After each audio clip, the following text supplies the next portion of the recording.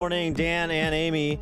So, National Security Advisor Lieutenant General Michael Flynn resigned late last night amid controversy surrounding, frankly, his honesty with respect to conversations he had with the Russian ambassador prior to his installment as National Security Advisor. His description of those conversations to Vice President Mike Pence and President Trump. He wrote in his resignation, did Flynn, I inadvertently briefed the vice president-elect and others with incomplete information regarding my phone calls with the Russian ambassador. I have sincerely apologized to the president and the vice president, and they have accepted my apology. You heard at the top, Krauthammer asking the question, why would he lie? Be incomplete. It was a major error in judgment. He calls it inadvertent. Richard Pearl, former national security advisor, former national security official in the W. Bush and Reagan administrations, raised another issue. It's not just the integrity of General Flynn that is at stake here or at bar here, also of the CIA. There's a huge effort underway to make problems for Mike Flynn. I don't think there's any doubt about that. We don't know the substance of the conversation, so it's very difficult to judge. Right. He says he can't rule out that it was mentioned, which may be an indication that something was said in passing and he attributed no importance to it.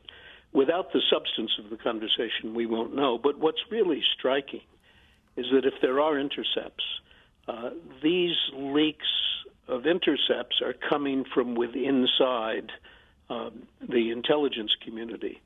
And that's a terrible thing, undermining the National Security Advisor by leaking information. And clearly, the intelligence community doesn't like Flynn because he shook them up when he was trying to make our intelligence services effective in Afghanistan. And he did a lot of things that were not welcome by the CIA. So questions abound. And to help us answer, or at least address some of those questions, we're pleased to be joined again by our friend and really the best reporter in Washington, D.C., for my money. She is Catherine Herridge, Chief Intelligence Correspondent for Fox News.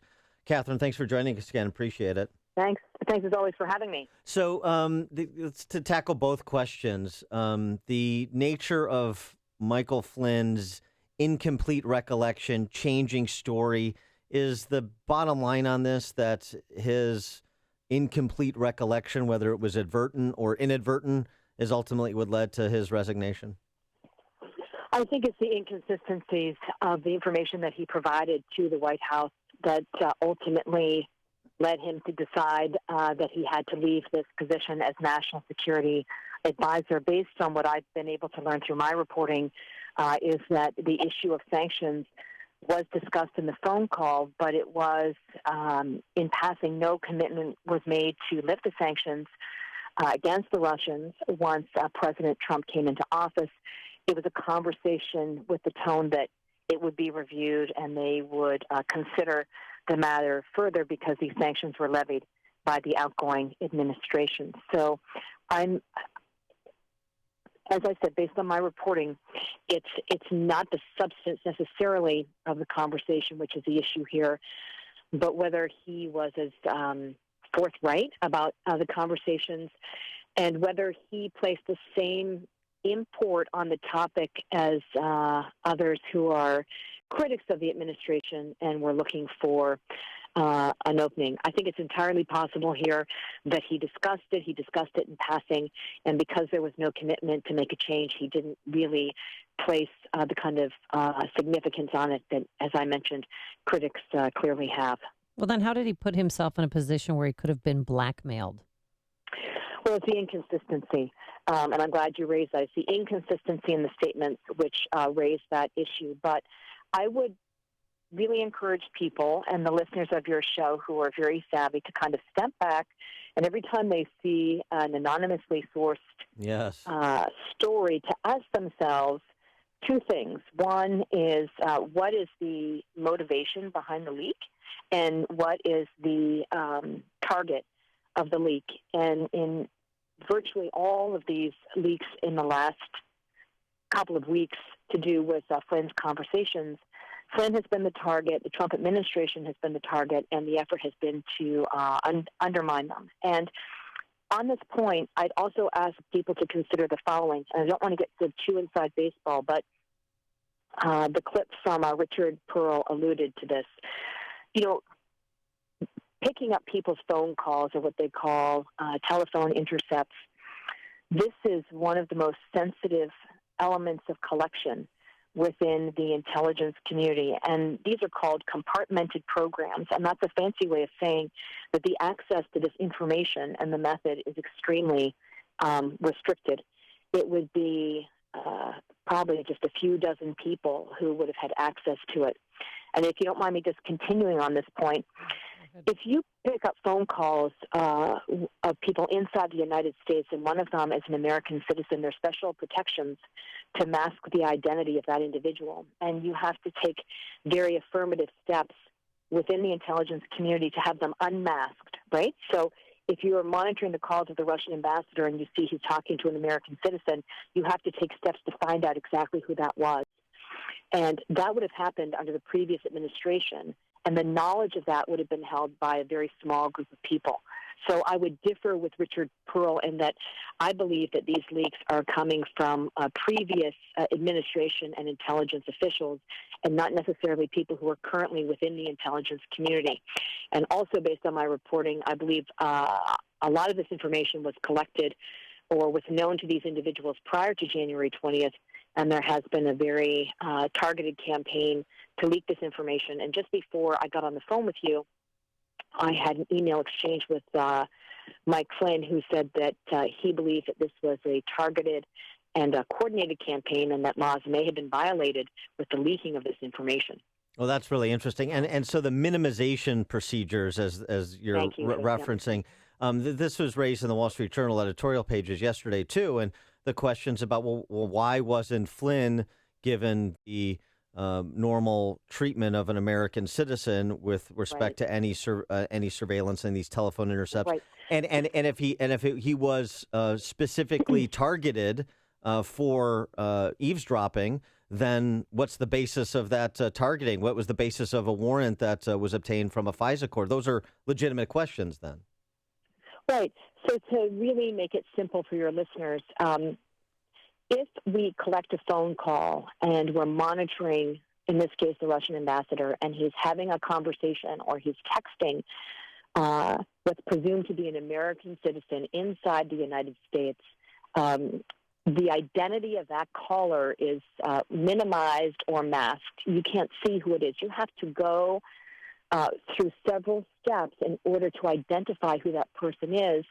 And in virtually every case, you have to present evidence of what you believe to be wrongdoing. You can't just ask for that person to be unmasked or identified because you're interested to see who the conversation is with. So there's a very high bar to protect the conversations of American citizens inside this country from collection methods that are used against foreign nationals. It's not a surprise that the U.S. government would be monitoring the Russian ambassador. What is surprising is that Flynn was unmasked, and it would have happened because of the timing of these phone calls under the previous administration. And I go back to the original question, which is that a very small group of individuals would have had access to this information and would have had knowledge that it was Flynn on that phone call.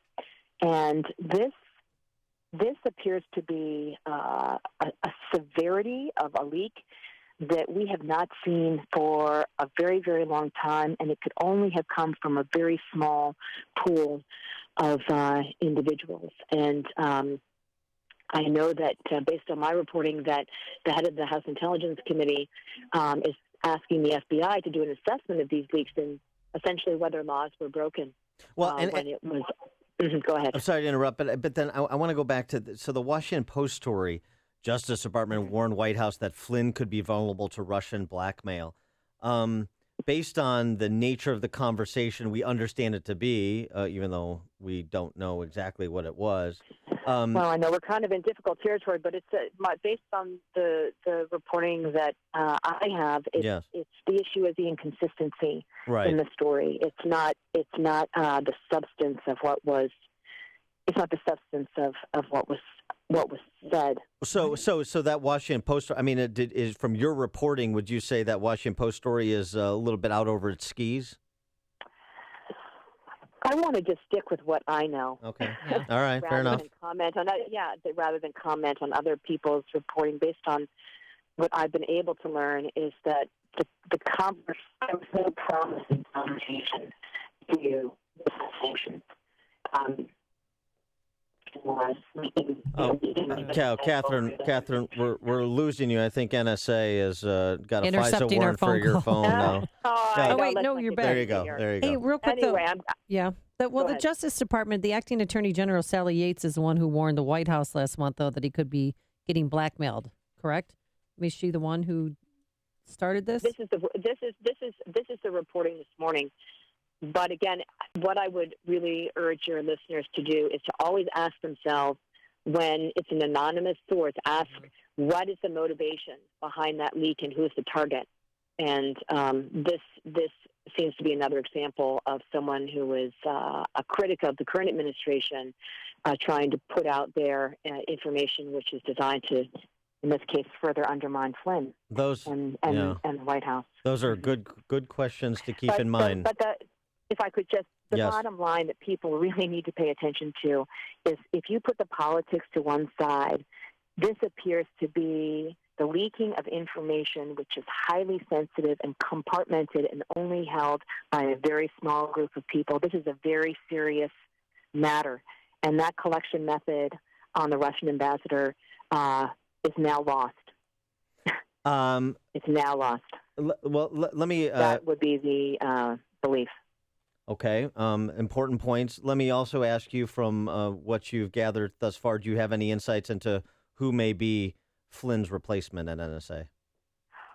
The Flynn's replacement on the National Security Council, I believe the White House this morning indicated, at least in a temporary fashion, it would be Keith Kellogg, who has been very involved in the transition, and there are a number of names that are being floated out there, but I would say a lot of people push their own names out there.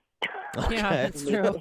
Yeah, Dan Proft. Something also to keep in mind, yes. Unusual, yes. Always keep in mind the self-promotion aspect of it, too. All right, she is Catherine Herridge, Chief Intelligence Correspondent for Fox News. Catherine, great insights as always. Thanks for joining us. Thank you. And she joined us on our turnkey.pro answer line.